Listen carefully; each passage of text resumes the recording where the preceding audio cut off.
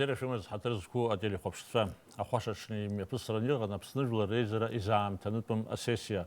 Ваqa ири хопшраниган акусараква пшба проектква аха амш хопштва зараква рухопштва забжитарам уяз рбжиртит жавик депутатша жик мапасыргит. Абасала асессия зыqamлазит. وزخكاز زمزز بينارت بان حرولة شجرة وخا أبسوتي اللي خبشة استوديو خيا حبخيت أبسنج وريزر ديبوتات شا بطلت بغوة ومر جنجال المسخان برتت بزيل شعبيت حشاس خويد يروباسكي وقد بيحضر تريال وخوب يويبش ما إنفورماتسيات خلص خرطك جورناليست بطل إيفاني با شرشولة صالة قرصدخن يربن يحب خبكلة شوانا قرف زي كمشاز يخاف زل شجرة شقة زارك ورزه Еха асессия ари план еще кулу сессия замыз юмш рапхе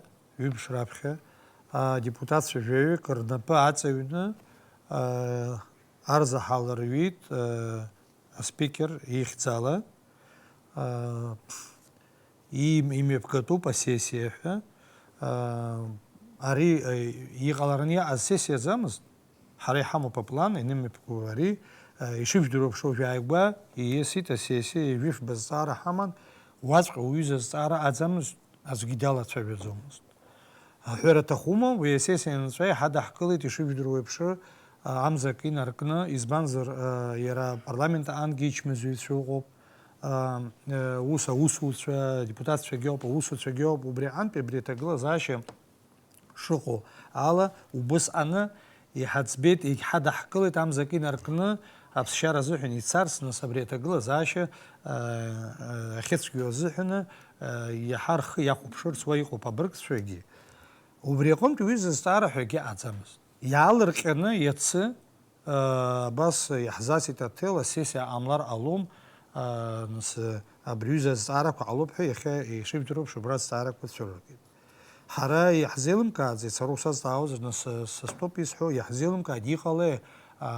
وجايك بسيسيا عن وضع يكو حمر قلز الزارة عزم ريوزة الزارة أزجدالة متفوت وياشتخ عمزة جاخر زحنا حرا قبزير يزقي حبو قبزير شرا مينيستر بوت بدق عن برلمانت عن كوميتيت عن برلمانت أبجيوك депутат шаана бре комитета ани хайзид зюрит ихет иqatsatu ишаацatu иqarцу яха ацхрара тагла заашя шицгу вузгизик харахау цроб сосаз аузр хатал сарги уечим зарасхас гахет абрао маркогочки хигахет изисхо абри дала цвени хайхет аказацки хизубриоб сшухо таке пшумка шалху ицварахи рашхурца хурхчарц وارثني ميزو شاركوا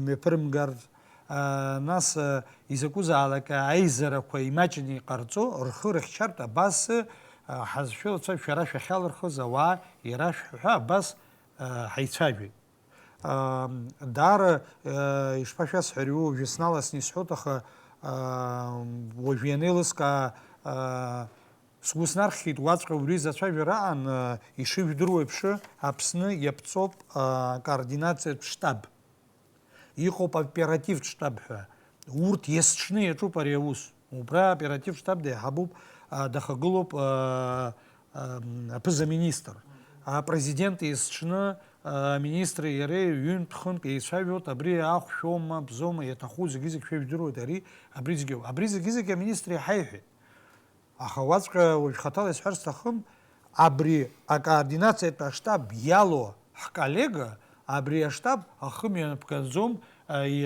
حيبلا زوم كيميا باغا زوم وجحنين حنسايش باميا بامغ جنيفا دا نقص كزوبراخ كات كويزنا حشي داخو بشرسي أحصور но я сейчас كوجي بس متصلي بتنا أجا أحراب خشروب حرا وحل حل خدي أجر على زوم ناس يشيل ببش أشيما زرت أشيما زرت أقوى روسو خوارخون تشزوس كوك وزبو ولا جر أنشجي إشباس حري يوفي قوم حوس جيانا قدسا حرا حالة شايبون وانزا أمينستر ديز قلنا بريوس حالة شايبون حالة شايبون زستارة كوارتيت زكي حيلجيت وانزا مش كشبجاز أمينستر ريلا زارجا بزا مينستر يداري يمي برغون Уа иҟарҵаз абри аминистр иаҟаиҵаз иҟаҵатәу ҳәа ирӡбаз апрезидентгьы иаргьы аԥыза-министргьы ирӡбаз абри ҟаҵатәуп ҳәа абас ҟаҳҵеит, абас ҳаицәажәеит ҳәа убра ирҳәаз ҳзеиҭеиҳәеит.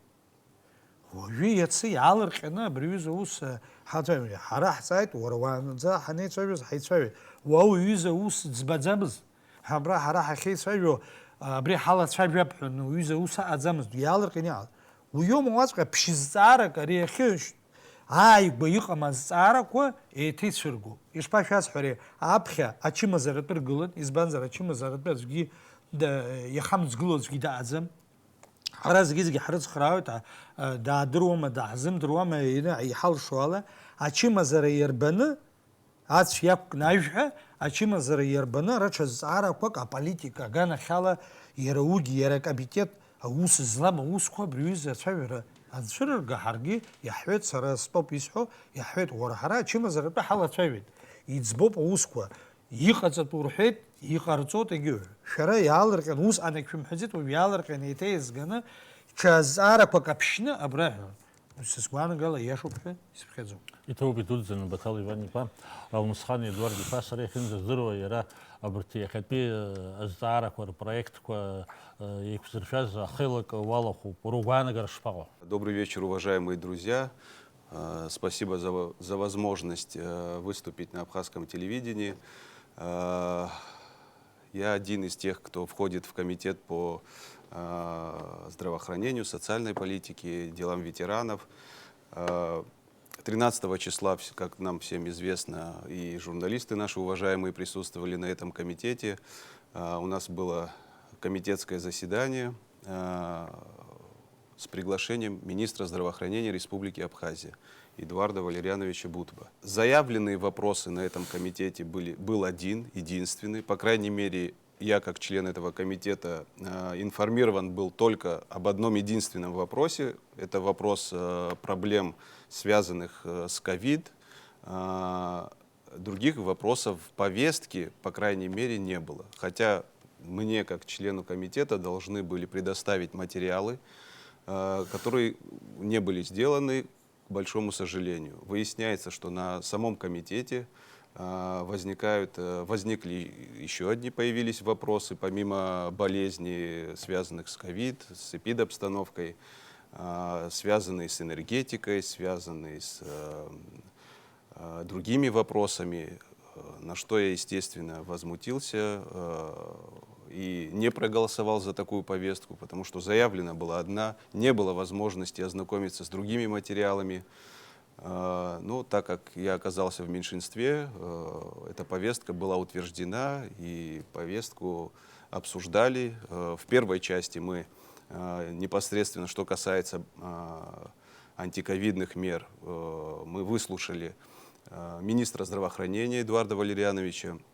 На многие вопросы он дал внятные ответы, как ведется борьба, какие есть с ковидом, какие есть сложности, как эти сложности решаются, да, как эти проблемы решаются.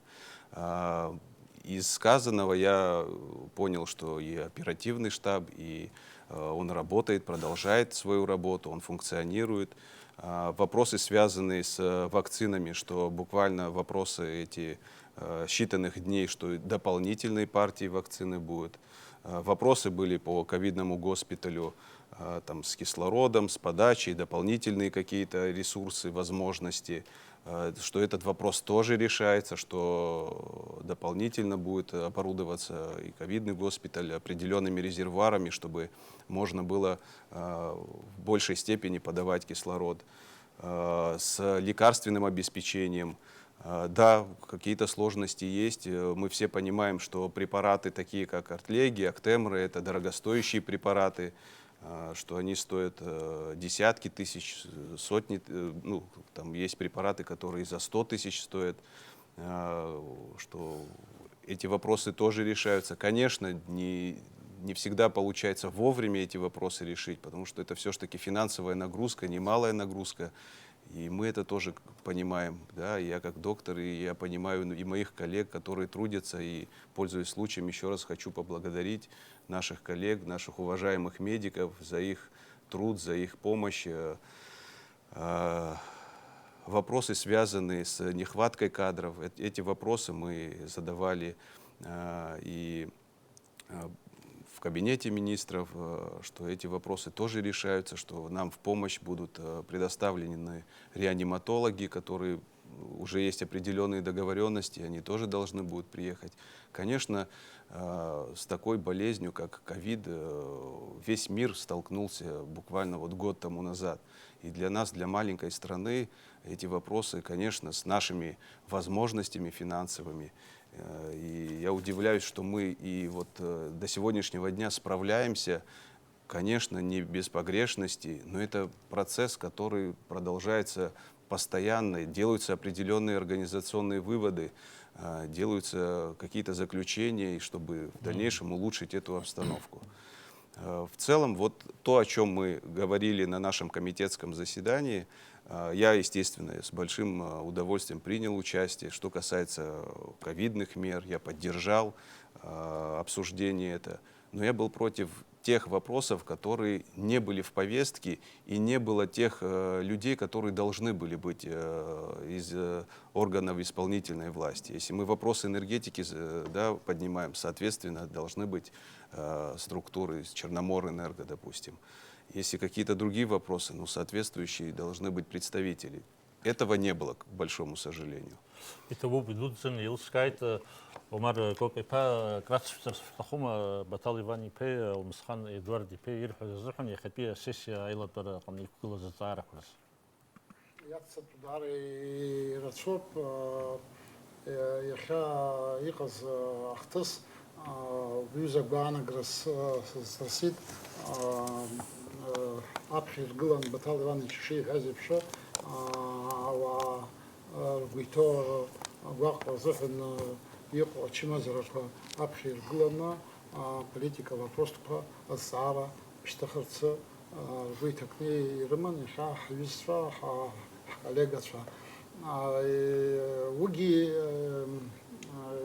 ياموت حقزم يشعوي يود ويزا проблема паштихравет ويزو по парламент зоо يتصيروا في زقو أخا وبريرة процедура مоб يريج كاش مоб وريج كاش يكرشامس ويجاس ويجارنا قحصخت ينيكشم يندنا مخينا تخويا نخطو يلرس يندكلت وزقان قحصخت زنكم كوينتم كويز صارك وحرقلا خطخا يخبي صارك ويوك جلس سريع خطب حسب خزازهم زقانصص اشتخطبها وي يقصدون يجيرت траслевой закон ПХО убрах дополнение с ИГИАТ саниги абаси аутсарсия. Атрызкова журналистца. Бадри Исява, информационное агентство «Спутник Абхазии». У меня общий вопрос.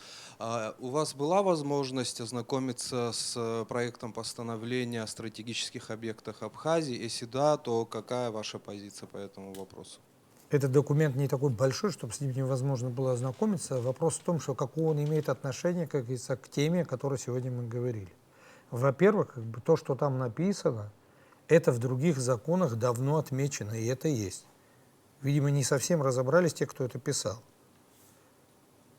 В других законопроектах у нас четко определены, какие стратегические объекты, к каким ведомствам они относятся и как они регулируются. И какое это отношение имеет к тем вопросам, которые были поставлены якобы, значит, к вопросу, связанному с ковидом, не совсем понятно. Это вообще отношения не имеет. Это не столь проблемный такой вопрос. Он определен и четко указан в других отраслевых законах. Опять же, еще я раз возвращаюсь к регламенту. Есть такое понятие, как минимум за 5 дней ознакомиться с материалами сессии. Для чего? Для того, чтобы коллегами-депутатами, представителями администрации президента могли инициировать альтернативные предложения или альтернативный закон. Ну, насколько я знаю, эта процедура не была соблюдена. Но это, еще раз говорю, это не самый большой провал в этом в этом моменте. Сегодня стоит вопрос о другом. Сегодня в виде закона хотят принять вещи, которые приняты в других законах. То есть они уже существуют. Их дублировать нет смысла. Дублирование закона – это обращение внимания, что, то есть люди на улице не знают, к примеру, что этот закон уже принят, что он уже существует. Но вот, скорее всего, в период будущих предвыборных дел обратить на себя внимание. Я не знаю, какие цели преследовали, но основной перечень всего, что сегодня было представлено, он уже принят в других законах. Ситуация такая. Вы знаете, дело в том, что нам очень, с одной стороны, как бы непонятно, когда некоторые, я их называю деятелями, для меня это деятели, которые пишут, что вот эти против того, чтобы как бы были приняты меры против ковида, это бессовестные люди, потому что все, кто на сегодняшний день был в парламенте депутаты, все в меру своих возможностей и так далее, все стараются помочь, если они имеют возможность.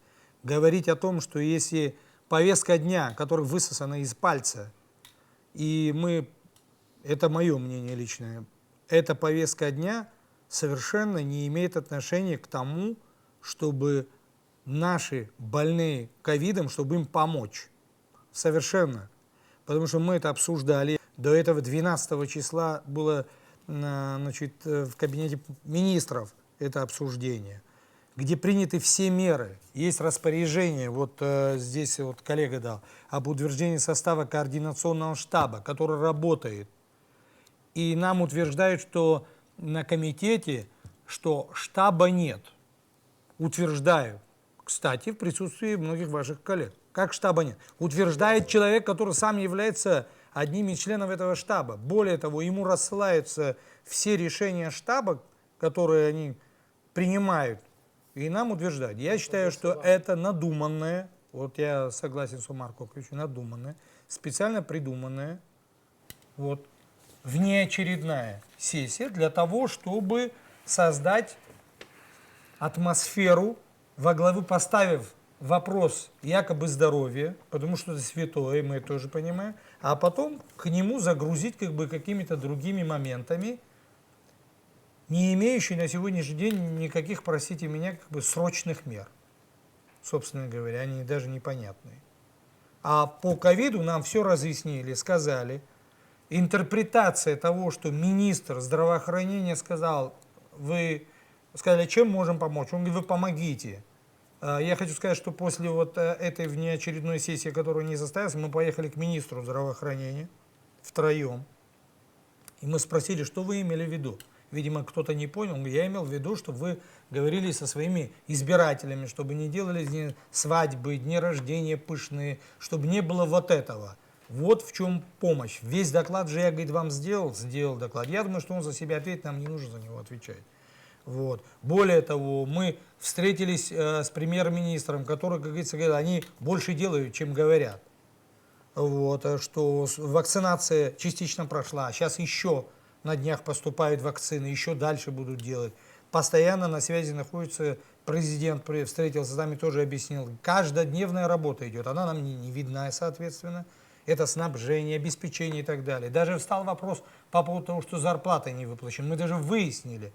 Вот специально там есть, значит, по ковидным делам, чтобы так вот, значит, доплаты. Доплаты как бы за май как бы они поступили, но оказывается для того, чтобы доплаты дать, нужно составлять всем медицинским ведомствам списки, кто был, участвовал в этой ковидной программе. И этот список составляется, он не так быстро составляется медучреждением. Как составляется, поступают и его оплачивают. То есть фактически мы... Лично я абсолютно уверен, что это не для того, чтобы помочь, организовать и так далее, это моя точка зрения, а создать какую-то политическую бучу. Более того, я там видел, значит, некие предложения, связанные с тем, чтобы закрыть границу, не пускать туристов, значит, создать вот такую атмосферу. Самое интересное, мы сейчас посмотрели, в прошлом году, когда некоторые товарищи, которые сейчас это кулуарно рассуждают, в Гаграх в митинге участвовали, открыть границу там и так далее. То есть в зависимости от политической конъюнктуры. Все, что плохо, это хорошо. Это не государственный подход, на наш взгляд. А как мы относимся к своим избирателям, к своему народу, мы как относимся, как бы это люди знают, мы не должны афишировать. Там списки составлять, кто как бы виноват там в той смерти, в болезни и так далее. Это просто стыдно.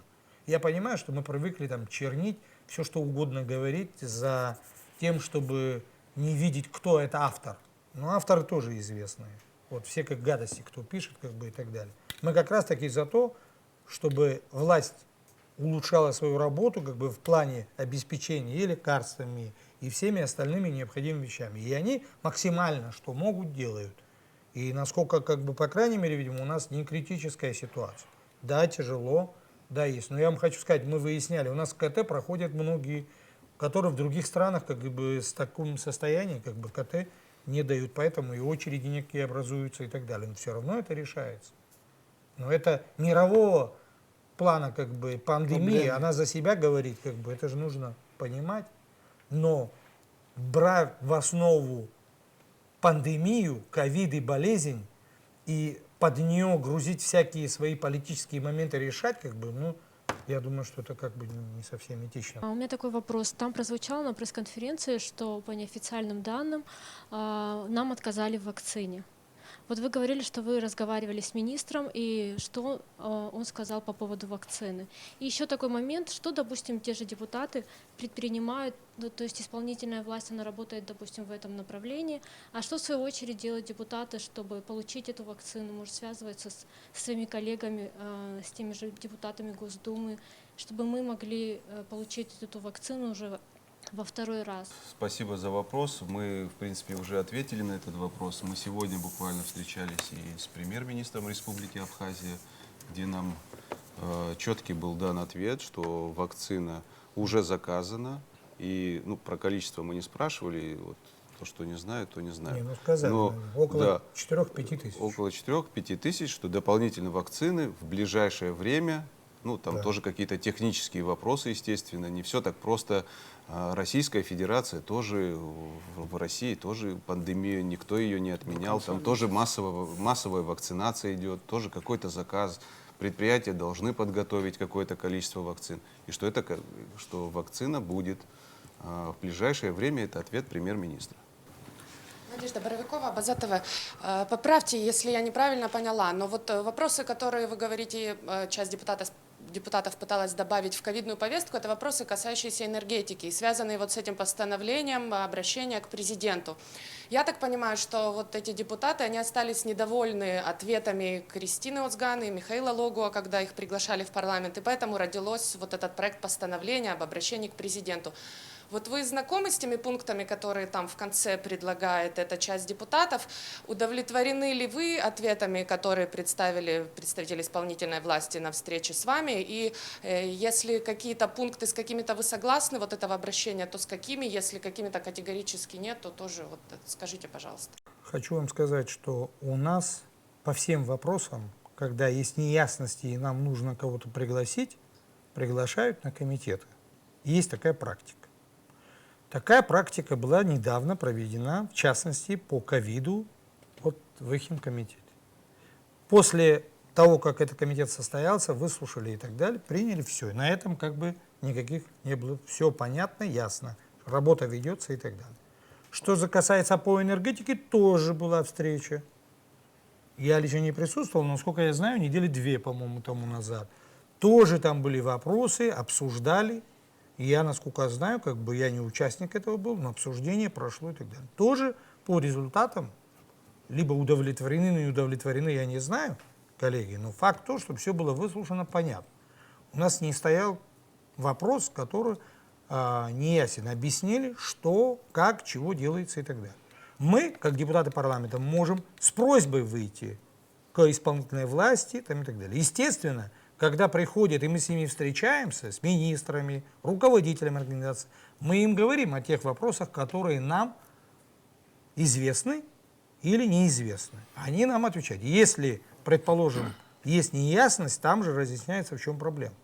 Поэтому принимать лозунговые постановления, как бы, ну, простите, они же должны иметь какую-то основу. У нас состоялся, тогда не было никакого вопроса. И после этого мы провели еще сессию, где было много вопросов.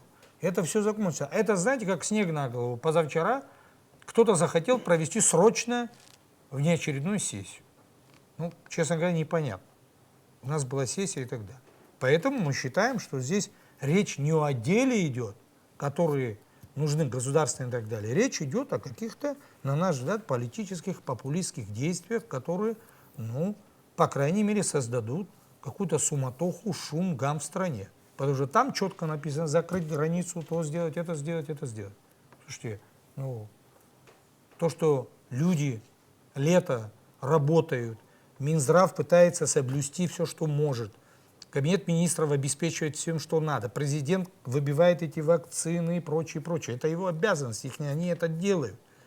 Но предлагается закрыть границу, устроить шум-гам. Вы представьте себе весь этот туристический, значит, сколько, значит, у нас людей работает на, значит, на туристическую сферу, оставить их всех как бы без работы, устроить шабаш. Я лично как бы из всего, что там написано, понял, что задача такая. А людей не жалко вообще. Жалко и тех, которые болеют, но их нужно, по крайней мере, лечить как положено. Но если у нас не будет экономики, чем мы будем обеспечивать этих людей? Лекарства и так далее, и так далее. А там колоссальнейшие суммы. Все же это взаимосвязано. Это не чья-то прихоть. Поэтому этот вопрос не стоял, он возник спонтанно, кому-то так захотелось спонтанно ввести как бы вот такой. Вот о чем речь идет. Мы считаем, что к любому моменту должен быть государственный подход, ответственный. И не вводить в заблуждение ни людей, ни населения. Мы-то, в принципе, сюда и пришли, чтобы люди знали. Нас тоже люди знают. Мы обманывать никого не собираемся. И говорим правду, то, что есть, что мы знаем. Но создавать в парламенте вот такую бучу на ровном месте, считаем, что такие вещи нельзя делать. И пока есть возможность, мы не будем допускать такие вещи. То, что мы можем. Ну, своим голосом. Пожалуйста. Конечно, существуют проблемы в области электроэнергетики. Они серьезные. И эти проблемы, ну, как бы, как сказать, они сложились из определенных моментов. Эти проблемы требуют скорейшего разрешения. Они больше технические, нежели политические. Электроэнергетика – это сводная всего нашего, основа всего нашей экономики. Если экономика будет катиться под откос, у нас вопрос встанет о нашей независимости. Это очень важная отрасль. Мы все это знаем и все понимаем. Да, и каждый из нас, мы делаем свои предложения, мы делаем свои упреки. Каждый из нас имеет что сказать в этой области. Но при этом мы видим, что государственные служащие, государство в целом, кабинет министров, исполнительная власть, администрация президента, они прикладывают огромнейшие усилия для того, чтобы выйти на осенне-зимний период без огромных ЧП. Я же еще раз говорю, это не сегодня случившаяся обстановка, это ежегодно с нарастанием пришедшая к нам проблема. Поэтому расценивать его как вот это вот сейчас случилось, и сейчас, как бы это ни было, его надо решать сейчас. То есть, когда бы это ни случилось, надо решать сейчас. Естественно, в решениях этих проблем не всегда получается все, как хотелось бы, чтобы оно было. Но нас уверяют, что в ближайшее время, даже период до конца месяца, как нам говорили сегодня на встрече, будет представлена стратегия выхода из этого кризиса. Естественно, если эта стратегия будет подготовлена, то она в первую очередь придет на обсуждение в парламент. Там пожалуйста, дополняйте, усиливайте, улучшайте или ухудшайте, я не знаю. То есть там есть возможность внесения изменений, улучшений, дополнений и тому подобное. То есть нам надо дождаться этого, немножко проявить выдержку, немножко проявить политическую гибкость, потому что я не думаю, что часть населения, которая сегодня, или часть коллег, которая сегодня хочет этот вопрос будоражить, я не думаю, что они это делают для того, чтобы было плохо. Они тоже болеют за страну, они тоже болеют за отрасль. Видимо, наши представления немножко расходятся в этой части. Но, опять же, еще раз скажу, это результат многих умов, это результат больших переговоров, сложных переговоров, и он будет выложен на обсуждение и парламенту, и народу, и всем, чтобы мы видели, никто не собирается ничего продавать. Не надо 2 раза вносить закон, который говорит о том, что это нельзя продать. В законе об электроэнергетике четко написано, что это не продается. Свыше 5 мегаватт производство не продается никому. Не надо заново вносить и в скобки вводить там ГЭСы, подстанции и тому подобное. Свыше 5 мегаватт мы ничего не можем продать. Распределительные сети мы не можем продать, в законе об электроэнергетике написано. Не надо его вносить в новый закон. Зачем? И мы голосовали. Да, и мы голосовали. Это при нас было, это в 2017 году был принят этот закон. То есть, еще раз говорю, мы на улице люди не знают, что существует такой закон, да им это и не нужно знать, существует такой закон, которые слышат, почему они против того, что это не надо продавать. Да мы не против этого, потому что это уже в законе написано, его нельзя продавать ни под каким соусом. Мы должны тот закон исправить, чтобы продать сети, генерирующие объекты и тому подобное. Не нужно новый закон для этого придумывать. А новый закон придумывают, по всей видимости, для того, чтобы сказать, вот в преддверии шума об электроэнергетике люди заботятся, оказывается, а вот мы, видите ли, не заботимся об этом. Ничего подобного. Это неправда, и мы эту неправду должны обязательно сказать. Точно так же вопрос о связи, точно такой же в законе о связи все написано, что можно продавать, что нельзя продавать. То, что сегодня перечислено здесь, там оно имеет отражение. Здесь новое понятие стратегические объекты. Ну, давайте, я хочу спросить, а архив не стратегический объект? А библиотека что? Или школьные, дошкольные учреждения, Больница. они как? Надо, ну, понимаете, как? Ну, что хотели, то и внесли. Да, то есть не все так, как нам представляется. Надо какая-то планомерность должна быть в действиях. Еще раз говорю, мы все недовольны. Я тоже хочу, чтобы в 7 часов утра у меня, в 6 часов утра, вернее, у меня был свет. Я очень этого хочу. Вы понимаете, как мы 30 лет после войны прошло, и сегодня видеть такое, конечно, воспринимается очень плохо.